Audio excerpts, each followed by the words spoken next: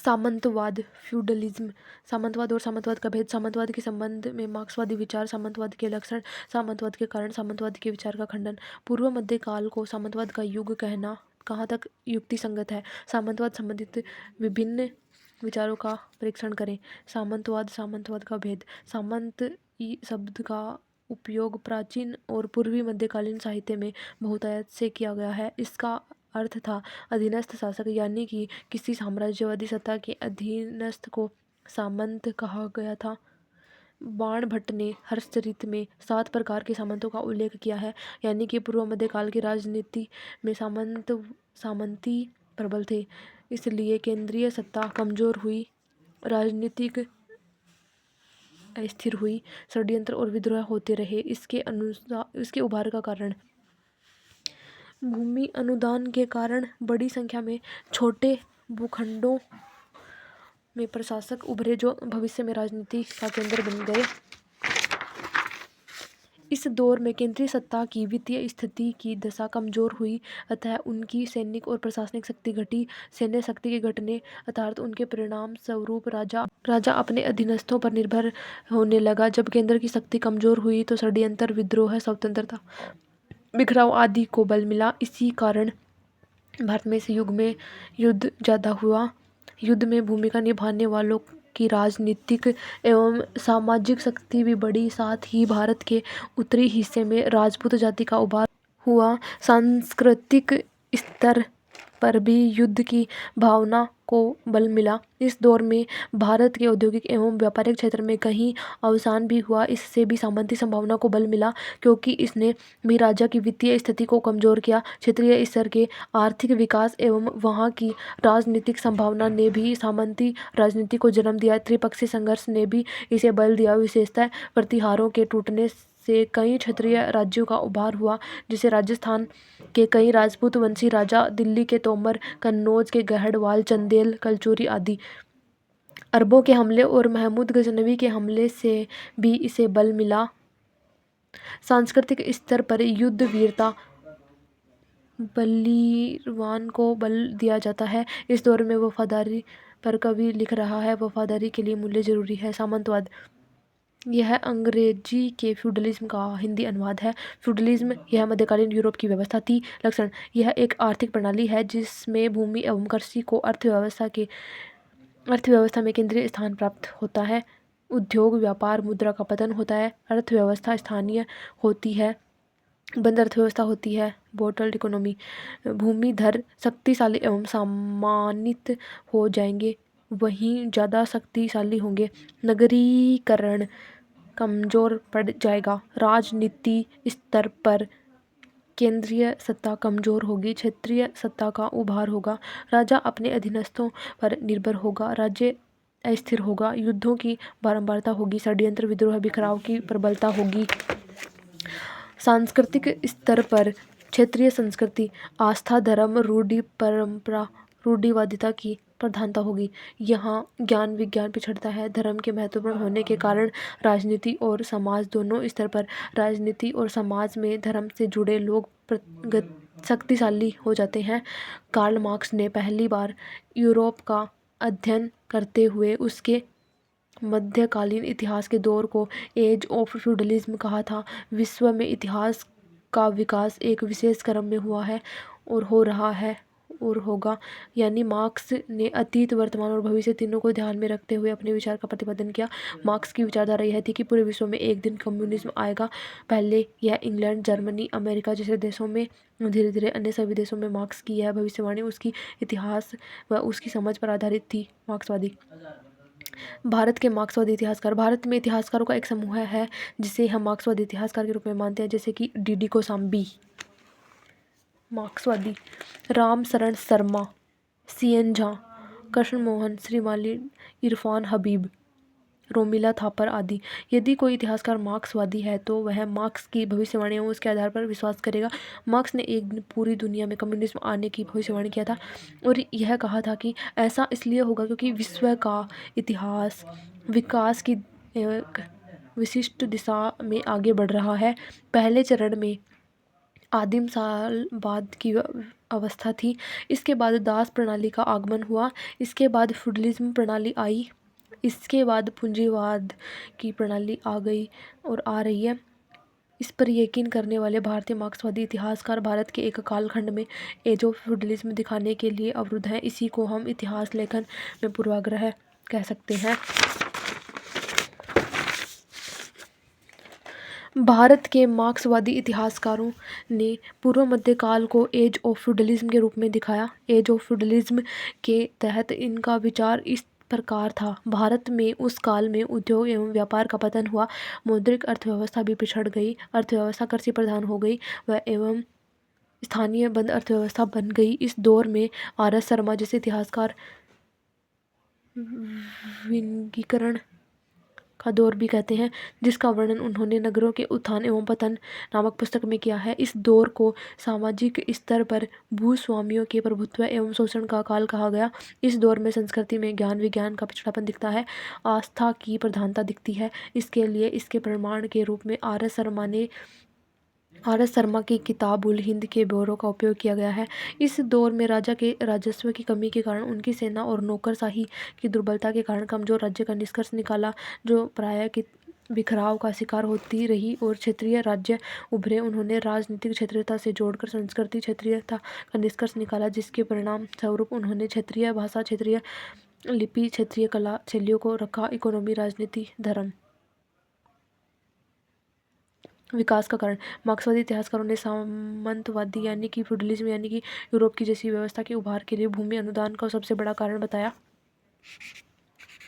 इसके अतिरिक्त आर.एस. शर्मा ने उद्योगों एवं व्यापार के पतन पर भी इसका एक कारण बताया। आर.एस. शर्मा हेनरी पीररेन नामक इतिहासकार से प्रभावित दिखते हैं। उन्होंने फ्यूडलिज्म के लिए बोटल इकोनॉमी अर्थव्यवस्था का कारण माना था। फ्यूडलिज्म का विकास क्रम। मार्क्सवादी इतिहासकार यह कहते हैं कि पूर्व मध्यकाल 750 से 1200 ईस्वी का काल फ्यूडलिज्म का काल था और इस दौरान यह उत्तरोत्तर बढ़ता गया, लेकिन इसकी शुरुआत ज़्यादा स्पष्टता से गुप्त काल में ही हो गई थी। इसलिए रामशरण शर्मा गुप्त काल के ह्रास और इसके पीछे उद्योग एवं व्यापार के पतन की कहानी लिखते हैं एवं इस बात पर भी बल देते हैं कि उस काल में सामान्य धातु के सिक्के शामिल। इसके लिए उन्होंने गुप्त काल की राजनीति के विकेंद्रीकरण पर भी बल दिया।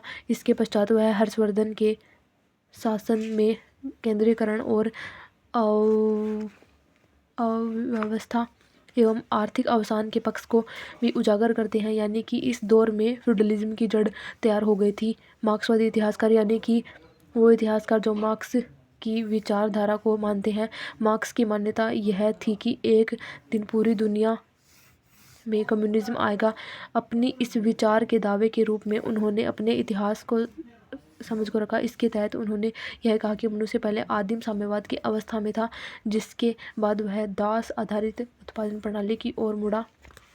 उसके बाद वह फ्यूडल प्रणाली की ओर मुड़ गया। फ्यूडल प्रणाली के बाद पूंजीवाद की ओर मुड़ा। पूंजीवाद के बाद वह साम्यवाद की ओर मुड़ेगा। विकास की यही प्रक्रिया पूरी दुनिया में होगी। इस प्रकार भारत के मार्क्सवादी इतिहासकारों ने भी भारत में फ्यूडलिज्म का एक चरण दिखाया, क्योंकि यदि वे यह मान ले कि भारत में फ्यूडलिज्म का चरण नहीं था, तो इसका मतलब यह था कि वह मार्क्स के इतिहास की समझ को अस्वीकार कर रहे हैं। और चूंकि इतिहास की समझ ही मार्क्स की भविष्यवाणी का आधार था, तो इसका मतलब यह हुआ कि वो भारत में भी भविष्य में कम्युनिज्म के आने के दावे को अस्वीकार कर रहे हैं। यानी कि यदि कोई इतिहासकार मार्क्सवादी कम्युनिस्ट है, तो वह अपने देश के इतिहास के कालखंड में फ्यूडलिज्म को जरूर स्वीकार करेगा। को इस तरह से भी समझ सकते हैं कि भारत में फ्यूडलिज्म हो या नहीं हो, लेकिन मार्क्सवादी इतिहासकार फ्यूडलिज्म का दावा जरूर करेगा। इसी के तहत हम यह निष्कर्ष भी निकाल सकते हैं कि भारत के पूर्व मध्यकालीन इतिहास को सामंती युग के रूप में चित्रित करना मार्क्सवादी पूर्वाग्रह पूर्व इतिहास लेखन का एक उदाहरण है। यदि हम उस काल के इतिहास का सही समझ के आधार पर समाजवाद या फ्यूडलिज्म के होने के दावे की जांच करें, तो यह दावा निराधार सिद्ध होता है। इसकी जांच करें तो तथ्य इसके विपरीत नजर आते हैं।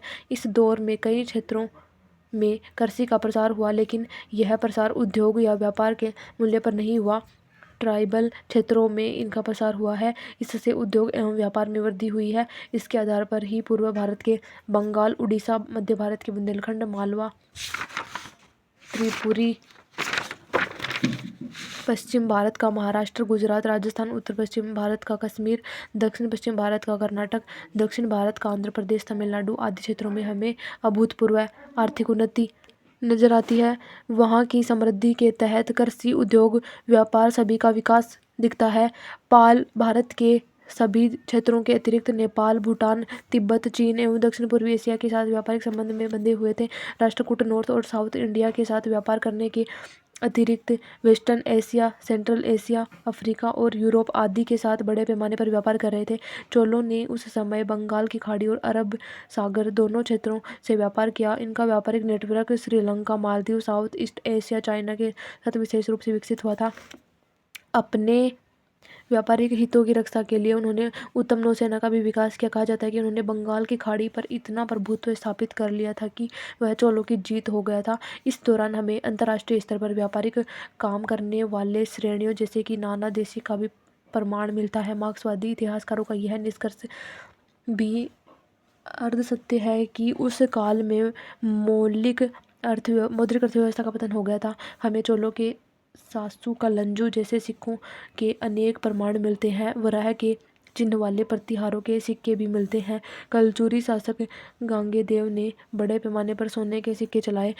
आदि उदाहरणों के अतिरिक्त एक बात भी स्मरणीय है कि सिक्कों के अभाव को किसी धातु विशेष के सिक्के के अभाव को अनिवार्य रूप से आर्थिक पतन का प्रमाण नहीं कहा जा सकता, क्योंकि यह भी संभव है कि उस समय राष्ट्रीय अंतर्राष्ट्रीय व्यापार में उस वस्तु की कमी हो गई हो। अतः उत्थान या पतन जैसे महत्वपूर्ण विषय पर निष्कर्ष निकालने के लिए हमें अनेक पैरामीटर्स कसौटियों का उपयोग करना चाहिए। और यदि हम विभिन्न क्षेत्रों के उस काल के जीवन स्तरों को वहाँ के पहले के काल से जीवन स्तर से तुलना करके समझे तो हम कह सकते हैं कि इस काल का जीवन स्तर ज़्यादा उन्नत था। इनकी समृद्धि ने ही इनके क्षेत्र में राज्य के निर्माण के लिए आवश्यक वित्तीय आधार उपलब्ध कराया था, और फिर उसी के बदौलत उन क्षेत्रों में हमें कई सारे मंदिर, शैक्षणिक अथवा अन्य प्रकार के सांस्कृतिक विकास नजर आता है। मार्क्सवादी इतिहासकार इस काल को नगरों के पतन के काल के रूप में दिखाते हैं, जो एक बार फिर से एक अर्ध सत्य की तरह है। यह सच है कि मध्य गंगा घाटी और दोआब के क्षेत्र में इस काल में वह आर्थिक और सांस्कृतिक वर्चस्व नहीं दिखता है जो पूर्व के कालों में था। इसलिए इस क्षेत्र का राजनीतिक प्रभुत्व भी कूट था। इसलिए पाटलिपुत्र एवं कन्नौज का महत्व गिरने लगा। मथुरा और बनारस का महत्व भी अब पहले जैसा नहीं रहा। किंतु इस काल में कई नए क्षेत्रीय राज्यों का उभार हुआ और उन्हीं क्षेत्रों में कई नए आर्थिक, राजनीतिक, सांस्कृतिक केंद्रों का विकास हुआ। इस दौर में नगरों के ह्रास की कहानी कहते हुए रामचरण शर्मा कई ऐसे उदाहरण दिए हैं जो उन नगरों का प्रमाण है जिनका पतन नदियों का पार्ट बदलते हुए हुआ है। लेकिन उन्होंने ऐसे प्रमाण छिपा लिए जो नदियों के नए पार्ट के किनारे बस गए थे। नगरों के पतन में कई ऐसे प्रमाण भी दिए गए हैं जो सैन्य छावनियों के उठने से पतन को प्राप्त हुए थे। ऐसे नगर प्रायः अल्पायु होते थे। फिर यह भी स्मरणीय है कि नए जगहों पर युद्ध छावनी बने तो वहाँ भी नगरीय केंद्र उभर कर आ गए। जहाँ तक दक्षिण भारत की बात है तो उसके विकास की दृष्टि से चाहे दक्कन की बात करें या सुदूर दक्षिण की, यही काल वहाँ के इतिहास का स्वर्णिम काल था। मार्क्सवादी इतिहासकारों ने पूर्व मध्य काल के भारत को ज्ञान, विज्ञान, मौलिक साहित्य आदि के स्तर पर पिछड़ेपन का काल कहा, जबकि इसी दौर में हमें नालंदा, विक्रमशिला, सोमपुरी जैसे विश्वविद्यालय नजर आते हैं। इस दौर में हमें महावीराचार्य, जीवसेन, भास्कराचार्य जैसे गणित के विद्वान भी नजर आते हैं। इसी दौर में शंकराचार्य हुए और एक से एक असाधारण मंदिरों का निर्माण हुआ जो सिविल इंजीनियरिंग का अप्रतिम उदाहरण प्रतीत होते हैं। इस क्रम में यह भी याद रखना है कि छोटे क्षेत्रीय राज्यों का उभार को पतन का प्रमाण नहीं कहा जा सकता, क्योंकि साम्राज्य का बिखरा हुआ था न कि किसी राष्ट्र का। और फिर क्षेत्रीय राज्यों के काल को सांस्कृतिक स्तर पर पूर्णतः क्षेत्रीयता का काल नहीं कहा जा सकता। निष्कर्षतः यह कहा जा सकता है कि पूर्व मध्य काल के इतिहास की अपनी कई सारी गौरवीय उपलब्धियां भी थी। अतः इसे सामंतवाद का युग करार देते हुए सभी मोर्चाओं का पर पतन का काल मानना विसंगतिपूर्ण है। Difference feudalism, communism. फ्यूडलिज्म मध्यकाल में था। कम्युनिस्ट सिस्टम तब आता है जब इसकी स्थापना के पहले उस देश में फ्यूडलिज्म का अंत हो चुका होगा और कैपिटलिज्म आ चुका होगा। मतलब पहले फ्यूडलिज्म आएगा, फिर कैपिटलिज्म आएगा, फिर कम्युनिज्म आएगा। और फ्यूडलिज्म जितने भी आर्थिक साधन होते हैं उनमें प्रधान साधन भूमि होती है।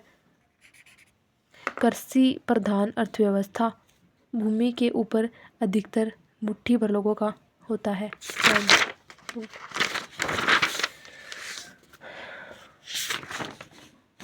फ्यूडलिज्म में लैंडलॉर्ड की ओर से भूमि का छोटा सा टुकड़ा मिलता है जिसके माध्यम से गुजारा चलाते हैं। कम्युनिज्म में भी आर्थिक साधनों पर अधिकार समुदाय का होगा और समुदाय सामूहिक रूप से उस साधन का स्वामित्व हासिल करेगा।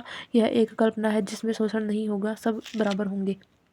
और कैपिटलिज्म के अंतर्गत बहुत बड़े पैमाने पर औद्योगिक क्रांति हो चुकी होगी और तब अर्थव्यवस्था का मूल आधार ट्रेड हो चुका होगा।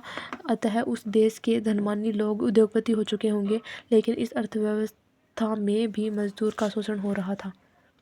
5वीं सदी के बाद दक्षिण का इलाका उत्तर से अधिक समृद्ध हो गया था।